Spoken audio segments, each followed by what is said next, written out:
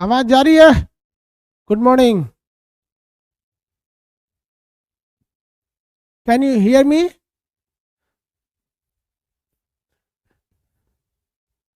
CBSE वालों के लिए कैन यू हियर मी?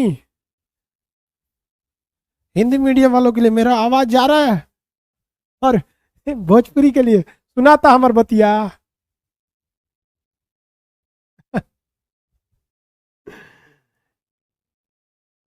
ए भैया, ये हिस्ट्री होगा, इसके बाद बायोलॉजी होगा।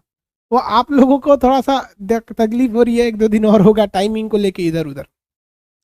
रीजन क्या है कि आपका जो स्पीड और क्वालिटी ऑप्शन गायब हो गया था, वो धीरे धीरे धीरे धीरे करके अपडेट हो रहा है। तो जिस वक्त में वो उस पर वर्क हो रहा होता है उस वक्त में क्लास नहीं हो सकती, इसलिए उठा के उसको कभी 12 बजे कभी 11 बजे भेजा जा रहा है। समझे? बंगाली में? बंगाली में कैसे बोलते हैं? कोथाई कोरबेन मतलब Bengali I don't know. Bengali. चलो भैया, हिस्ट्री बता रहे थे। हाँ, हिस्ट्री। हिस्ट्री में हमने आपको गुलाम वंश के बारे में बताया था। कौन सा वंश? गुलाम वंश। गुलाम वंश 1206 से 1290 तक में यह शासन किया था। गुलाम वंश 1206 से 1290 तक इन्होंने शासन किया। बहुत लंबा नहीं कहेंगे, लेकिन बहुत छोटा भी नहीं था भाई। इसके बाद से 1290 से फिर आगे आएगा 1320, फिर आगे 1414, ऐसे करते करते बड़ी वंश आएंगे सब। तुम सबको जब आते जाएंगे सब तो पढ़ते जाएंगे। अभी मेनली हम लोग गुलाम वंश देखते हैं। गुलाम वंश के पहले शासक कुतुबुद्दीन ऐबक। कुतुबुद्दीन ऐबक। चलो भाई देखो ध्यान से कुतुबुद्दीन ऐबक के बारे में। कुतुबुद्दीन ऐबक जो थे, ये गुलाम वंश के पहले शासक। इनकी मृत्यु घोड़ा खान दिया था, ये हो गया था। इनके बारे में हमने बहुत चीज बताई थी कुतुबुद्दीन ऐबक के बारे में। मोहम्मद गोरी का गुलाम था। मोहम्मद गोरी का क्या था? गुलाम। पहला चीज भैया, मोहम्मद गोरी का गुलाम था। इसने कभी भी खुद को राजा या सुल्तान की उपाधि धारण नहीं किया, बल्कि सिपाह सलार। सिपाह सलार मतलब राजा का खास देख रेख जो था, उसकी उपाधि धारण किया। इसने राजा या सुल्तान की उपाधि धारण नहीं किया। इसने अपनी राजधानी लाहौर को ही रखा, और मरने के बाद इसका मकबरा कहाँ रह गया? लाहौर में ही रह गया। दूसरा, इसने राजा बनने के लिए या राजा की कुर्सी पे बैठते वक्त जो काम करना चाहिए, वो सारे कामों को इसने नहीं किया था। वो बहुत ज्यादा काम को इसने नहीं किया था। इसलिए इसको मुगल गुलाम वंश का रियल किंग या वास्तविक शासक नहीं कहा जाता है। इसने हालांकि बहुत सारे सुधार भी इसने किए थे। इसे कुरान खान कहा जाता था, पढ़ा चुके हैं, क्योंकि कुरान याद था, कुरान खान कहा जाता था। हातिम क्यों कहा जाता था? हातिम क्योंकि यह गरीबों को काफी दान देता था। लाख बक्स क्यों कहा जाता था? लाखों रुपए दान दे देता, लाख बक्स कहा जाता था। बक्स, लाख बक्स कहा जाता था। इसके गुरु का नाम क्या था? बख्तियार काकी। बख्तियार काका लिख दिए थे कल, बख्तियार काकी, जिनके याद में इसने क्या बनवाया था? कुतुब मीनार बनवाया। कौन सा मीनार बनाया? कुतुब मीनार बनवाया था। ध्यान से समझिएगा, कुतुब मीनार ये अपने गुरु बख्तियार काकी के याद में बनवाया था। लेकिन जब 2 फ्लोर ही बना था, पूरा कंप्लीट नहीं बना था, तभी इसको घोड़ा खान दिया। 1210 ईस्वी में इसकी मृत्यु हो गई थी। ठीक है, इसको कौन खान दिया? घोड़ा खान दिया था यहाँ पर। तो इसकी मृत्यु बहुत जल्दी हो गई है, बहुत लंबा शासन नहीं किया। तो इसके बचे हुए कुतुब मीनार का काम पूरा कराने का काम किया था इल्तुतमिश। पूरा कराने का काम किसने किया? इल्तुतमिश। लेकिन उस जब तुगलक वंश का शासन आया था, तो तुगलक वंश के शासनकाल में बिजली उजली गिरने की वजह से काफी क्षतिग्रस्त हो गया था कुतुब मीनार। तो कुतुब मीनार को रिकंस्ट्रक्शन करने का काम फिरोज शाह तुगलक ने किया था। फिरोज शाह तुगलक ने उसके ऊपरी मिलजिल पे जब बिजली वगैरह गिर गई तो उसको रिकंस्ट्रक्ट करके थोड़ा सा डेकोरेट किया था। तो इसको दोबारा उसने थोड़ा सा निर्माण कराया था। कुतुबुद्दीन ऐबक के बाद इल्तुतमिश, उसके बाद फिरोज शाह तुगलक। लेकिन अलाउद्दीन खिलजी आया तो इतना बड़ा जरतुआ था अलाउद्दीन खिलजी। अलाउद्दीन खिलजी सोचता था आज सोच रहा हमारा नाम होगा, तो उसको उसने अपने इंजीनियरों को बुलाया और कहा कि कुतुब मीनार के बगल में एक और कुतुब मीनार बनाओ। तो देखो भैया, ये कुतुब मीनार से बड़ी रोचक रोचक चीजें जुड़ी हुई है। निर्माण किसने कराया था? ऐबक ने। इल्तुतमिश ने क्या किया? इल्तुतमिश ने क्या किया? कंप्लीट कराया। फिरोज शाह तुगलक ने क्या किया? उसके ऊपर जब बिजली गिर गई थी तो दोबारा बनवाया। अब अलाउद्दीन की बात करते हैं। अलाउद्दीन, अलाउद्दीन खिलजी की बात करते हैं। किसकी बात करते हैं? अलाउद्दीन खिलजी की। अलाउद्दीन खिलजी कहा कि भैया मेरा कुतुब मीनार ज्यादा ऊंचा होना चाहिए, इस कुतुब मीनार से भी ऊंचा मीनार बनवाओ। तो इसने कहा कि अलाउद्दीन खिलजी को सबसे ज्यादा भरोसा मलिक काफूर के ऊपर था। कहा कि तुम भी बनाओ। मलिक काफूर था ससुरा सेनापति। अब वो किसी सेनापति को आप दे दीजिएगा ब्रिज बनवाने के लिए या बिल्डिंग बनाने के लिए, इंजीनियर ना बनाएंगे सर। ये बैला बनाया, नीचे से ऊपर तक एक के मोटाई रखा। इतना ऊपर जाने के बाद कह रहा है कि महाराज बहुत ऊंचा नहीं जा पाएगा, इसको छोड़ दीजिए। तो अलाउद्दीन इसका प्रतिद्वंद के रूप में अलाई मीनार बनवाना चाहता था, लेकिन सक्सेस नहीं हुआ। अलाई मीनार बनवाना चाहता था बट सक्सेस नहीं हुआ। तो कुतुबुद्दीन ऐबक के बारे में ये चीजें याद रखेंगे। समझ में आ गया? हाँ आधा है, हाँ भैया आधा है। हमारे माथे पे क्या हुआ है? कुछ तो नहीं हुआ है। अरे जब हमको भगवान बना रहे थे ना, तो ढलैया जो किए थे माथा का, ये ढलैया थोड़ा सा ऊपर नीचे कर दिए थे, तो वही रोशनी पड़ता है तो लगता है थोड़ा सा ये हो गया। ठीक से पुट्टी नहीं मारे थे, टारगेट बैच में बना दिए हमको। समझ में आ गया? किसी किसी को अस्थिर बनाते हैं, हमको जल्दबाजी में बना दिए। वैसे ढलैया वलैया ठीक ठाक से नहीं किए थे, वही थोड़ा सा ऊपर नीचे हो गया। तो कहता है कि क्या हो गया है माथा पे? कुछ नहीं हुआ। माथा के अंदर देखो ना क्या चीज है। माथा बाहर से खराब है बट अंदर से ठीक है। भगलोल कहता है माथा पे क्या होगा? सीबीएसई बोर्ड का होगा ये ढेर खखोरता से। इनसे कोई फुंसी निकल जाएगा, ओ माय गॉड, लेजर से ऑपरेशन करा देते हैं। यहाँ पे पिंपल्स निकल गया, लेजर से करा दे, लेजर से करा। इधर देखो ध्यान से, ये वाला जो कुतुब मीनार था बनवाया किसने? कुतुबुद्दीन ऐबक ने। पूरा कंप्लीट कराया इल्तुतमिश ने कराया। दोबारा उसका रिकंस्ट्रक्शन फिरोज शाह तुगलक ने कराया। उसका प्रतिद्वंदी यानी उसका डुप्लीकेट बनाने की कोशिश किया अलाउद्दीन खिलजी ने। उसका नाम क्या रखा? अलाई मीनार, लेकिन कंप्लीट नहीं बन पाया। कुतुब मीनार के बगले में है थोड़ा दूरी पे अलाई मीनार, जाके देखिएगा आधा कंप्लीट बना हुआ है। दिल्ली जो है, अब दिल्ली तो बहुत बड़ा है, उसमें एक स्पेसिफिक जगह है मेहरौली। तो दिल्ली एकदम वहां पे आउट हो जाता है, मेहरौली के पास में खत्म हो जाता है और सुनसान हो जाता है वहां पे। तो मेहरौली में है ये कुतुब मीनार। समझ में आ गया? इसने एक मस्जिद बनाई थी, बताइए मस्जिद का नाम बताइए। दिल्ली में ही एक मस्जिद बनाया था जिसका नाम था कुब्बतुल इस्लाम मस्जिद। कुब्बतुल इस्लाम मस्जिद, इस्लाम मस्जिद किसने बनवाया? कुतुबुद्दीन ऐबक ने बनवाया। लेकिन इस मस्जिद के आगे एक अलाई दरबार बनवा दिया अलाउद्दीन खिलजी ने। मस्जिद का निर्माण, कुब्बतुल इस्लाम मस्जिद का निर्माण किसने कराया? कुतुबुद्दीन ऐबक ने। लेकिन इस मस्जिद के आगे गेट नहीं था, भव्य द्वार नहीं था, तो एक भव्य द्वार बनवा दिया। उस द्वार का नाम रखा गया था अलाई दरबार। अलाई दरबार मतलब क्या था? वो गेट था। उसने बनवाया नहीं था, गेट बनवा दिया। यहाँ कहा गया चचुरा हम भी बनवाएंगे यहाँ पर। 2.5 दिन का झोपड़ा मस्जिद किसने बनवाया? कुतुबुद्दीन ऐबक ने ही बनवाया। कुतुबुद्दीन ऐबक बनवाया था। कुतुबुद्दीन ऐबक इंडिया की ओर, वर्तमान इंडिया की ओर उतना फोकस नहीं रहा, वो ज्यादातर उधर ही रहा था। इसके दरबार में 2 सबसे फेमस इतिहासकार या रचयिताकार रहते थे।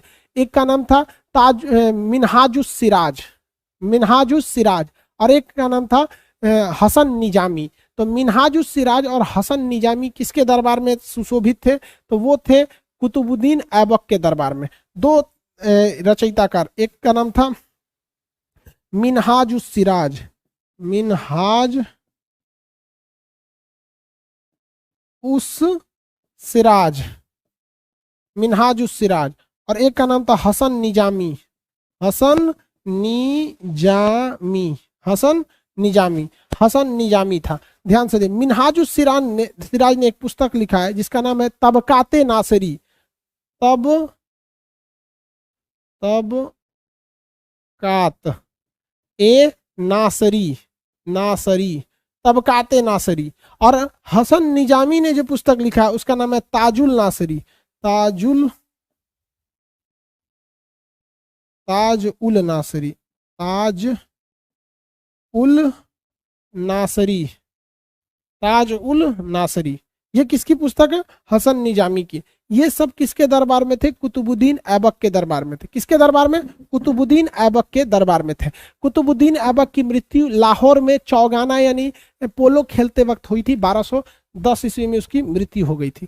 इसके मृत्यु जो हुई थी तो इसका मकबरा कहाँ बनाया गया, लाहौर में ही बनाया गया। ये भारत वर्तमान समय में जो भारत दिख रहा है ये उस एरिया में उतना ये दिलचस्पी नहीं था। जब ये मरा तो इसका मकबरा वहीं बनाया गया। इसे वास्तविक संस्थापक नहीं कहा जाता है क्योंकि इसने अपने नाम का खुतबा नहीं पढ़ाया था। मतलब नमाज वगैरह के पहले जो थी राजा वजा की तारीफें चलती थी या जगह जगह पे उसके बारे में पढ़ाया जाता था, तो ऐसा इसने खुतबा नहीं चलाया था।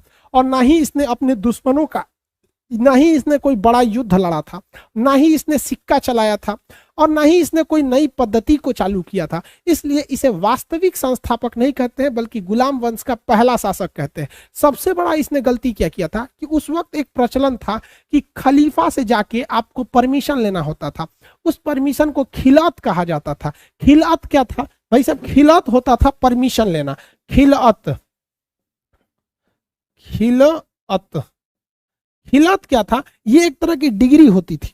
जैसे आपको डॉक्टर बनने के लिए जैसे एमबीबीएस की डिग्री चाहिए, पीजी चाहिए होता है, वैसे आपको अलग अलग डिग्री लेनी होती है। तो उस वक्त राजा को खलीफा यानी धार्मिक गुरु से, ईरान में बैठता था उस वक्त, तो उस धार्मिक गुरु से इन लोगों को परमिशन लेना होता था। उस परमिशन को कहा जाता था खिलात। वो डिग्री थी कि हम राजा बनने जा रहे हैं, हमें आप एक धार्मिक डिग्री दे दीजिए। इसने धार्मिक डिग्री नहीं लिया, इसीलिए इतिहासकार इसे गुलाम वंश का वास्तविक संस्थापक नहीं मानते हैं। वास्तविक संस्थापक नहीं मानते हैं। सुल्तान की उपाधि वगैरह भी नहीं लिया। इसने सिपा सलार की ही उपाधि, या फिर मतलब एक गुलाम या सिपा सलार, मतलब सिपा सलार राजा का सबसे करीबी टाइप का रहता था जिसके पास में युद्ध वगैरह की पावर रहती थी, तो सिपा सलार के रूप में ही इसने जिंदगी बिता दी थी। समझ में आ गया। दूसरा, इसने राजधानी लाहौर में ही रख दिया, जबकि गुलाम वंश के इस वंश में जितने रहे सब उन्होंने दिल्ली के आसपास शासन किया। इसलिए इस दौर में जो 5 वंश आए उन्हें हम दिल्ली सल्तनत कहते हैं। उन्हें क्या कहते हैं, दिल्ली सल्तनत। चाहे वो गुलाम वंश हो, दिल्ली से ही शासन किया, तुगलक वंश हो, दिल्ली से ही किया, खिलजी वंश दिल्ली से ही किया, सैयद वंश दिल्ली से किया, लोधी वंश दिल्ली से किया। तो जो इस दौरान मुस्लिम शासक आए 1200 से लेकर 1500 ईस्वी, ये 300 सालों तक, ये 300 सा जो साल था इसमें मुस्लिम शासक जरूर रहे, और वो ज्यादातर कोई तुर्क था तो कोई अफगानी था, कोई कुछ था, बट वो लोग दिल्ली के ही इर्द गिर्द शासन किए। इसलिए इस समय को दिल्ली सल्तनत का काल कहते हैं, जो 1200 लेके 1526 तक था, जब तक बाबर नहीं आया था। तो मोटा मोटी आप ये कह सकते हैं कि 300 साल तक ये जो शासन रहा था, तो दिल्ली सल्तनत कहते हैं। तो दिल्ली सल्तनत में ससुरा कुतुबुद्दीन ऐबक पहला शासक था, तो वह लाहौर में था, इसलिए इसे प्रारंभिक वास्तविक संस्थापक नहीं कहा जाता है। किसी को कुतुबुद्दीन ऐबक में प्रॉब्लम है, 2.5 दिन का झोपड़ा कहाँ है, ये अजमेर में है। ये संस्कृत विद्यालय था जिसे मस्जिद बनाया गया, 2.5 दिन में कंप्लीट हो गया था, इसलिए इसका नाम 2.5 दिन का झोपड़ा रख दिया गया। कुब्बतुल इस्लाम मस्जिद कहाँ पर है, दिल्ली में है। इसका मेन गेट कुतुबुद्दीन ऐबक ने बना के अलाउद्दीन खिलजी ने बनवाया था, जिस कारण इसे क्या कहते हैं भैया कि अलाई मीनार कहते हैं। कुतुबुद्दीन ऐबक का सेनापति का नाम क्या था, बख्तियार खिलजी। बख्तियार खिलजी, बख्तियार खिलजी ने बिहार में एक शहर बसाया जिसका नाम था बिहार शरीफ। आज भी नालंदा डिस्ट्रिक्ट का मुख्यालय बिहार शरीफ है। नालंदा डिस्ट्रिक्ट में स्थित नालंदा विश्वविद्यालय को जलाने वाला था बख्तियार खिलजी। वहाँ एक स्टेशन भी है बख्तियारपुर। आगे बढ़ते हैं, इसके गुरु जी का नाम था बख्तियार काकी। इसके गुरु के याद में इसने बनवाया कुतुब मीनार, लेकिन कंप्लीट होने से पहले 1210 में लाहौर में चौगाना पोलो खेलते हुए गिर गया, घोड़ा खान दिया, मर गया। तो कुतुब मीनार के बचे हुए काम को पूरा कराया इल्तुतमिश ने। इल्तुतमिश के बाद इसके बाद तुगलक वंश आया, तो तुगलक वंश के समय में क्या हुआ, यहाँ पर बिजली गिर गया। बिजली गिरने के कारण इसका क्षतिग्रस्त हो गया, तो फिरोज शाह तुगलक ने दोबारा इसका रिकंस्ट्रक्शन कराया। लेकिन अलाउद्दीन खिलजी जरतुआ था, वो बगले में बना रहा था अलाई मीनार, लेकिन कंप्लीट नहीं हो पाया। आर्किटेक्चर में डिजाइनिंग गड़बड़ थी, जो उतना ऊंचा नहीं जा पाया, लेकिन उसका उद्देश्य इससे ऊपर ले जाना था। कुतुबुद्दीन ऐबक के मृत्यु के बाद अगला शासक बना इल्तुतमिश। अगला शासक इल्तुतमिश। किसी को दिक्कत है तो बोला जाए, यहां तक में कोई दिक्कत? खलीफा क्या होता है, धार्मिक गुरु होता है भैया खलीफा।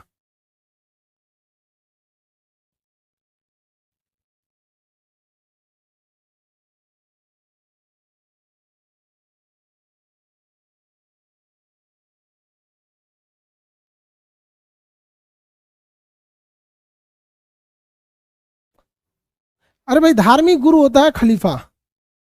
जैसे आपको खलीफा कैसे बताएं, हिंदू धर्म में शंकराचार्य सुने हैं? हिंदू धर्म में आपने शंकराचार्य सुना है?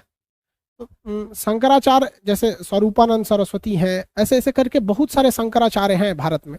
तो एक्चुअली वो लोग को थोड़ा सा धार्मिक जानकारी ज्यादा होती है, इसलिए देखते होंगे शंकराचार्य का जीवन भी देखेगा, वो धार्मिक मतलब वो धार्मिक के रूप में हमेशा दिन रात बैठे रहते हैं, माथा पे तिलक उलक, मतलब उनको धर्म से रिलेटेड जानकारी रहती है और बहुत डीप नॉलेज रहता है।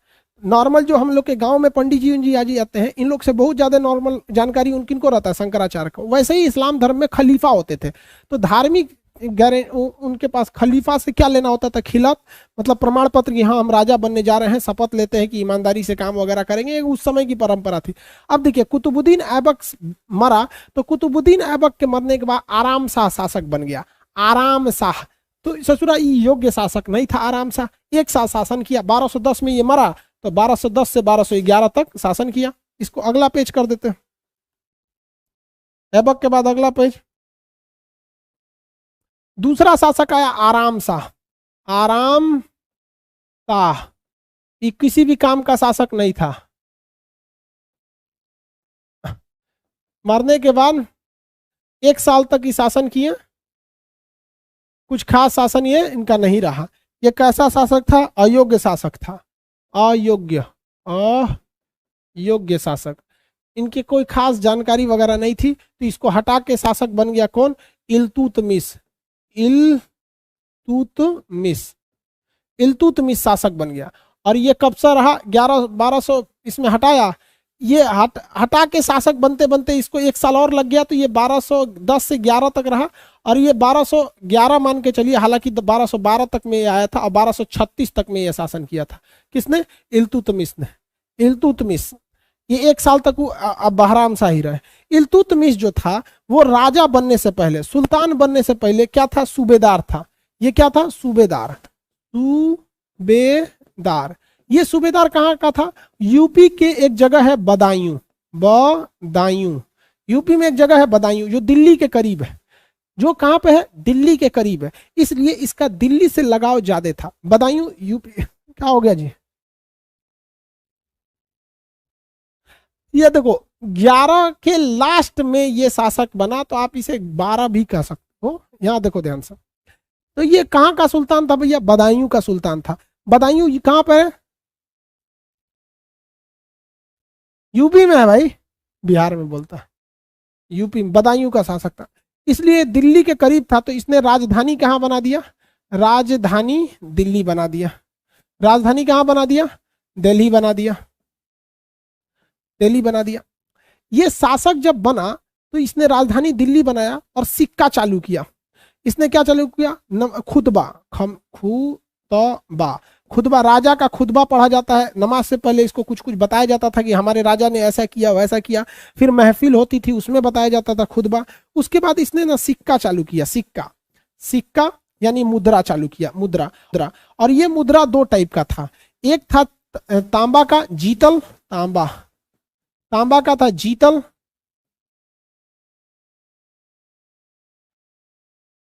और चांदी का टाका। चांदी का इसने टाका चालू किया। टांका।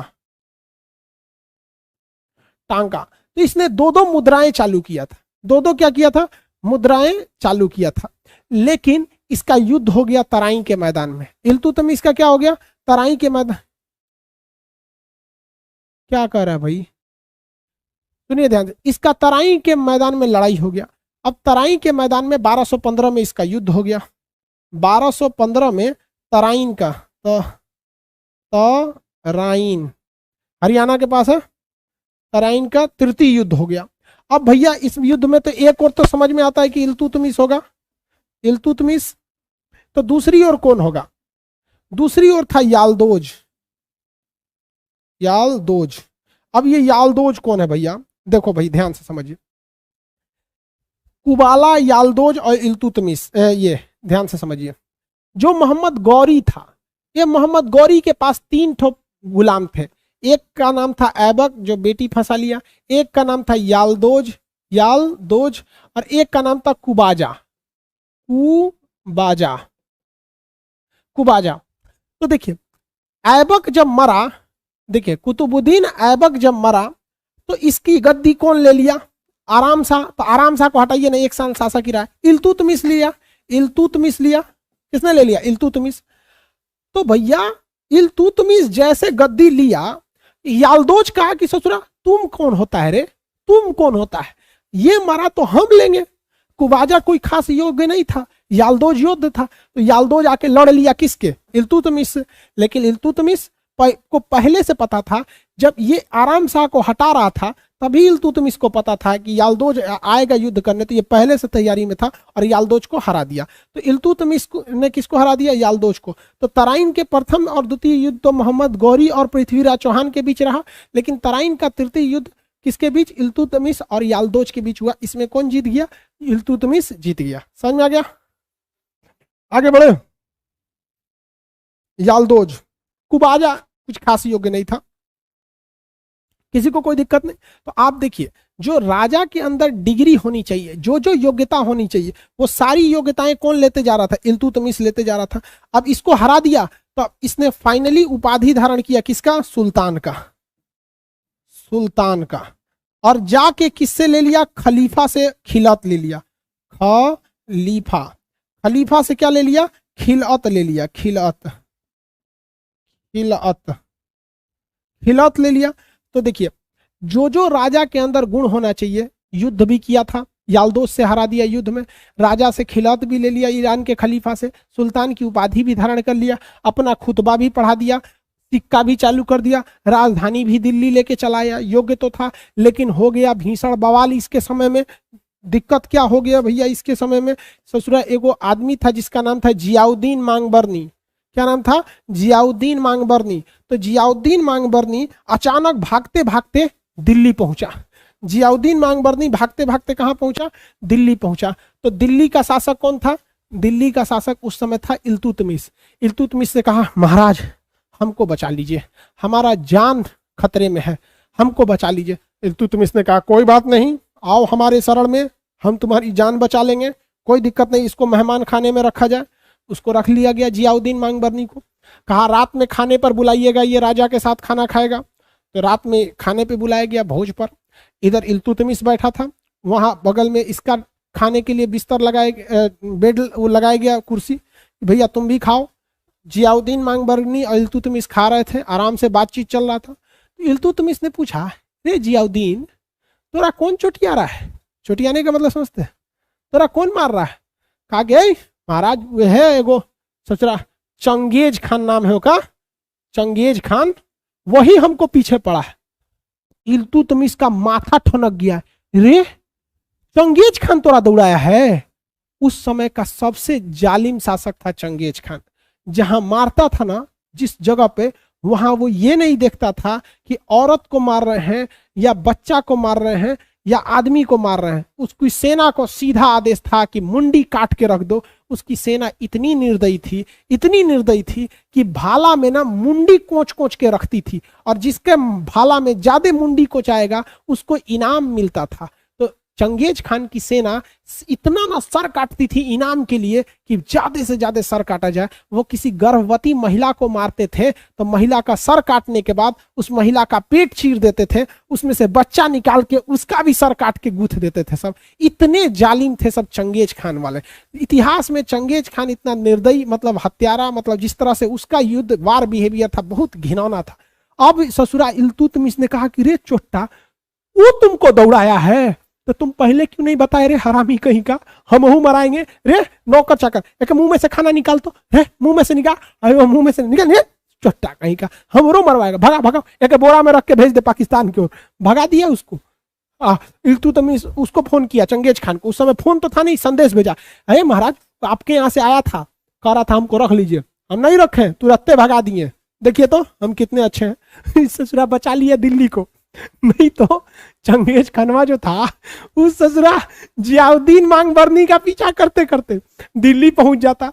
और ये बात वास्तविकता थी कि उस समय चंगेज खान से टक्कर लेने वाला इस क्षेत्र में, समझ लीजिए तो एशिया का जो दक्षिणी भाग है, कोई मौजूद नहीं था। बहुत ही जालिम और क्रूर शासक था। इल्तुतमिश तो किसी कीमत पर उसका मुकाबला नहीं कर सकता था और भारत दिल्ली को बचा लिया। वो एक बहुत बड़े नरसंहार से बहुत अच्छा काम किया। इसी वजह से इल्तुतमिश को गुलाम वंश का वास्तविक संस्थापक कहा जाता है, जबकि कुतुबुद्दीन ऐबक पहले शासक थे लेकिन वास्तविक रूप से उन्हें संस्थापक के रूप में जो काम करना चाहिए वो नहीं किया था। तो इल्तुतमिश ने बहुत समझदारी का काम किया, सोचा तुरंत भगा दिया। इसलिए कोई आपसे मदद मांगने आए ना तो पहले पूछ लीजिएगा तेरा दौरा कौन रहा है। समझा गया ना, न तो बहुत ही दिक्कत हो जाएगा। पता चला दूसरे के लड़ाई के चक्कर में अपने मरा जाएगा आदमी। समझाएगा कि नहीं आएगा।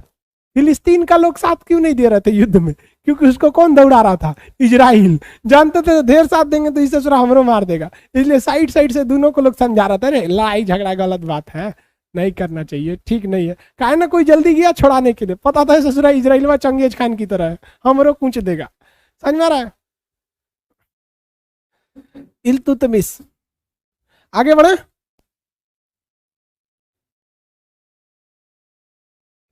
चलो भाई, तो ये तो आप समझ में आ गया। इसने अपने जी की इसका पीछा कौन करा? जियाउद्दीन मांगबरनी।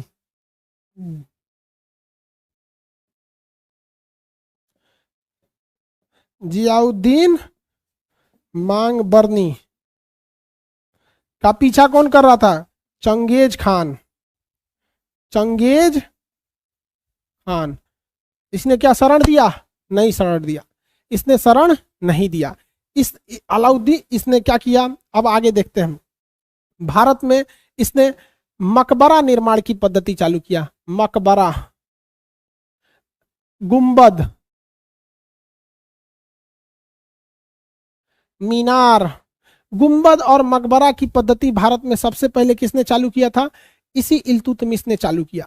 मकबरा और गुंबद निर्माण की पद्धति इसी ने चालू किया। उसके बाद मकबरा देखते हैं ना, ऐसे गुंबद ऐसे गोल होता है, जैसे ताजमहल क्या है? एक मकबरा है। मकबरा किसे कहते हैं? बड़ा बड़ा आदमी जब मरता है ना तो उसके अगल बगल में खूब बड़ा बिल्डिंग बना दिया जाता है, मकबरा टाइप का। जैसे ताजमहल क्या है?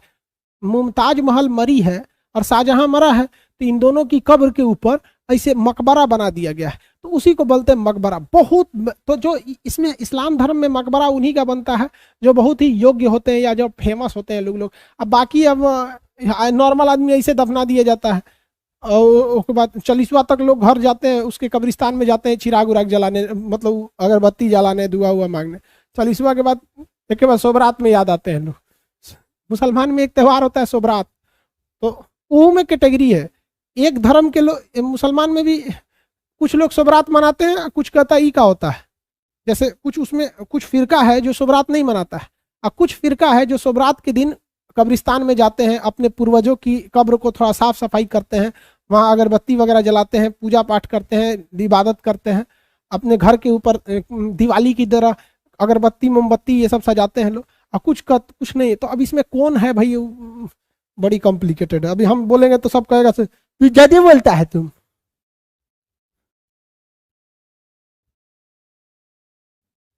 समझ रहा है?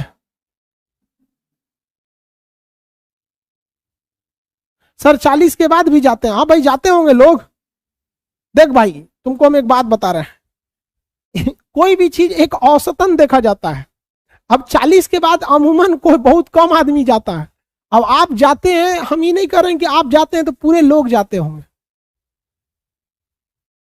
हम बोल देंगे तो लोग कहेगा कि गलत बता। हम एक लड़का था जो मेरे जान पहचान में मुस्लिम ही था, हम उससे कहे सोबरात नहीं मनाते हो, तो पूछ रहा ही क्या होता है? क्या है? हम कह रहे सुसरत नहीं। अब आप बताओ आपको कैसा लगेगा कि क्या आप किसी हिंदू से पूछे दिवाली जानते हो, दिवाली मनाते हो, कहीं का होता है? अजीब टाइप का होता है। तो कई लोग इसमें भी होता है कि कुछ लोग मनाते हैं कुछ नहीं मनाते हैं। मुहर्रम जो होता है इसमें कई फर्क है जो नहीं मनाता है। तो इसमें मकबरा वगैरह भी बड़ी वो सब होता है, कुछ लोग होते हैं कुछ नहीं। आगे समझो, कुछ लोग मतलब मकबरे का विरोध भी करते हैं, इवन इस्लाम में भी कि इस पे चादर नहीं चढ़ाना चाहिए, कुछ लोग विरोध करते हैं। अब भैया कौन है उन लोग, हमारा टॉपिक नहीं है, लेकिन हाँ जो रियलिटी है वो हम आपको बता रहे हैं। कुछ कहते हैं कि मजार पे मत जाइए, दुआ मत मांगिए, और कुछ कहते हैं मजार पे जाइए और दुआ मांगिए।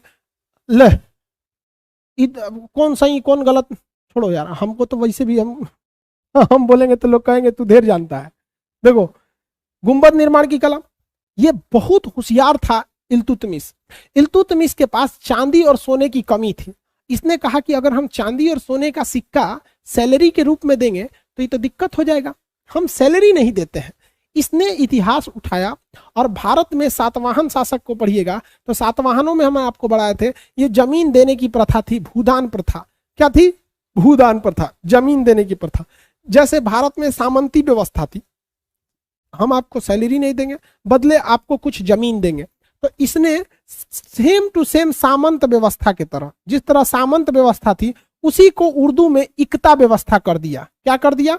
इक्ता व्यवस्था। दोनों में कोई अंतर नहीं है। जिस तरह सामंती व्यवस्था थी उसी तरह इक्ता व्यवस्था थी।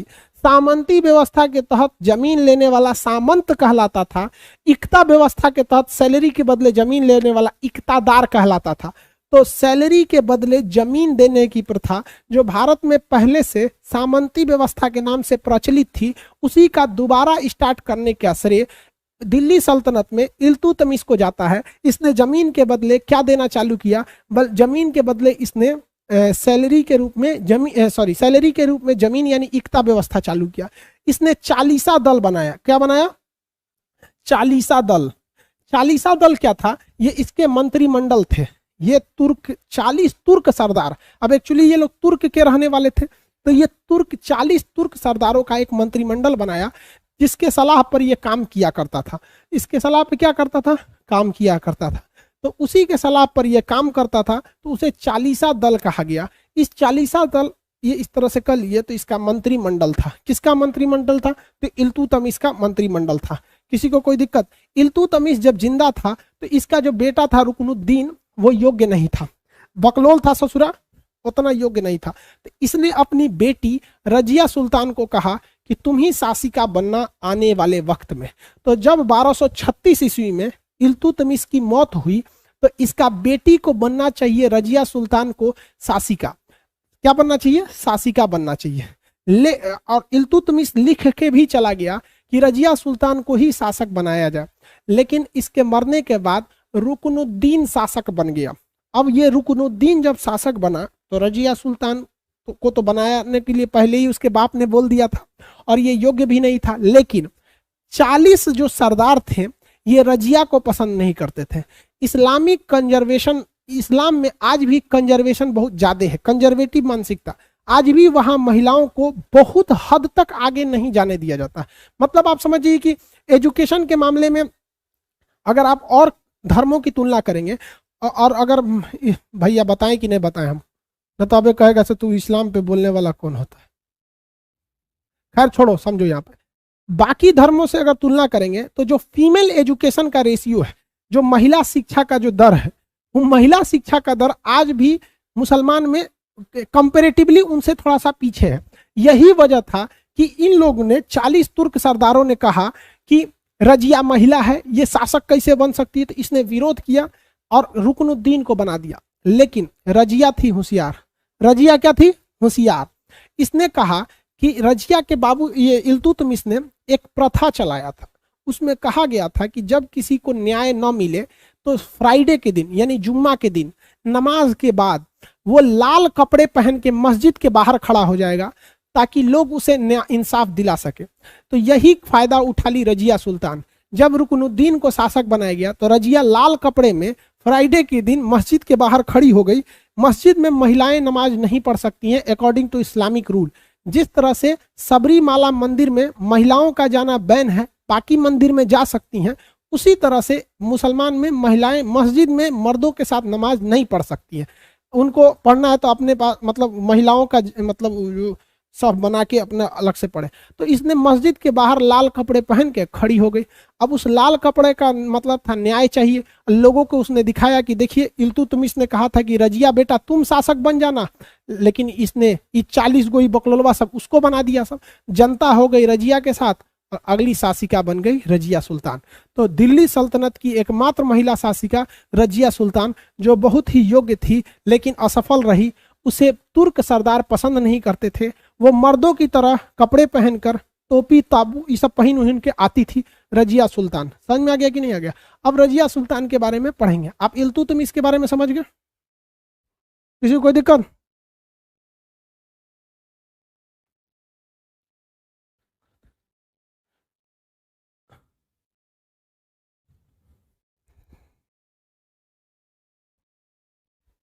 इल्तुतमिश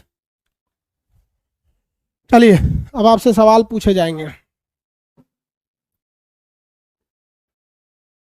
गुलाम वंश का वास्तविक संस्थापक, गुलाम वंश का वास्तविक संस्थापक, हाँ वेरी गुड, इल्तुतमिश। कुतुबुद्दीन ऐबक तो संस्थापक था। जियाउद्दीन मांगबरनी का पीछा कौन शासक कर रहा था? जियाउद्दीन मांगबरनी का पीछा चंगेज खान, वेरी गुड। तराइन का द्वितीय तृतीय युद्ध 1215 ईस्वी में इल्तुतमिश और किसके बीच में हुआ था? इल्तुतमिश और किसके बीच में हुआ था? तराइन का तृतीय युद्ध हरियाणा में है तराइन। पानीपत का भी मैदान हरियाणा में ही है। महाभारत का जो लड़ाई हुआ था वो महाभारत की लड़ाई वाला भी हरियाणा में, बहुत मार काट हुआ है हरियाणा में। हाँ यालदोज।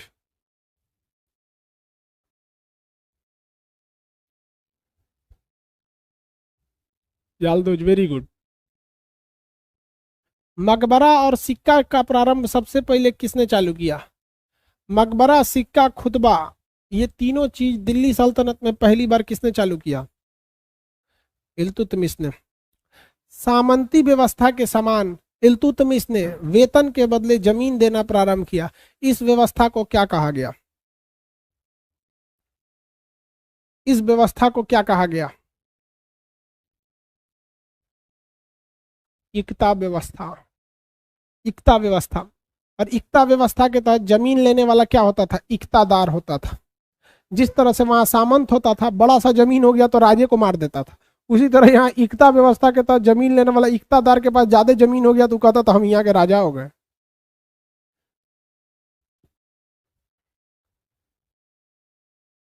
ईरान के खलीफा से जो डिग्री ली जाती थी उस डिग्री को क्या कहा जाता था? जिसे कुतुबुद्दीन ऐबक ने नहीं लिया बल्कि इल्तुतमिश ने लिया, उस डिग्री को क्या कहा जाता था? खिलत, वेरी गुड। उस डिग्री को खिलत कहा जाता था, खिलत। कुतुबुद्दीन ऐबक जो था वो मोहम्मद गोरी का गुलाम था। मोहम्मद गोरी के गुलाम थे 3। कुतुबुद्दीन ऐबक के अलावे 2 और गुलामों के नाम बताइए। मोहम्मद गोरी के अलावे 2 और गुलामों के नाम बताएंगे।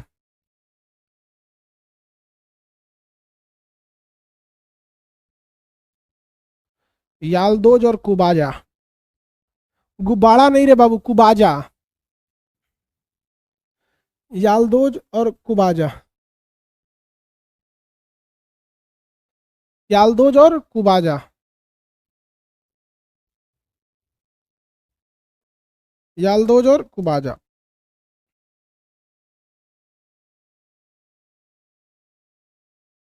चलो भैया, समझ में तो आ गया आप लोग को। अब आगे रजिया सुल्तान और बलबन, 2 और बच गए सब। इसमें गुलाम वंश में ना कई शासक हुए सब। जो गुलाम वंश था इसमें शासक कई हुए सब गुलाम वंश में, लेकिन 4 शासक ही बहुत गुलाम वंश। बिंदु नहीं ना रहेगा यहाँ पे। इसमें 4 शासक फेमस याद रखेगा। पहला ऐबक, दूसरा इल्तुतमिश, इल्तुतमिश, तीसरा रजिया, रजिया योग्य थी किंतु महिला होने के कारण इसकी असफलता नहीं मिली। चौथा बलबन। पूछता है बलबन का असली नाम क्या था? कुछ नीति समझते हैं? एक रक्त और लौह की नीति, और कुछ नीति वगैरह कुछ याद है? सबके बारे में आगे पढ़ाएंगे। ये 4 ठो, अब ये 2 ठो पढ़ा दिए, अब ये 2 ठो कल पढ़ा देंगे। ठीक है, आज के लिए इतना ही।